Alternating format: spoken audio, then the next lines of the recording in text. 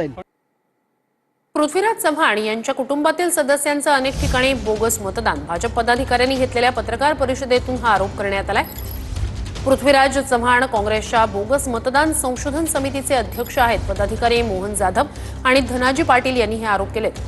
पृथ्वीराज चव्हाणांचे पुतणे इंद्रजित चव्हाण यांनी 3 वेळा नाव नोंदणी केल्याचाही आरोप आहे.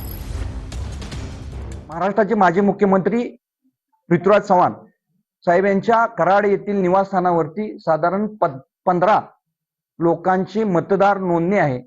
त्या ठिकाणी असणाऱ्या मतापैकी 9 मतदार हे त्यांचे निकटवर्ती आहेत, त्यांचे कुटुंबीय आहेत. यांची अनेक ठिकाणी 2 ठिकाणी, काहींची 3 ठिकाणी त्यांची नावं त्या ठिकाणी आम्हाला आढळून आलेली आहेत.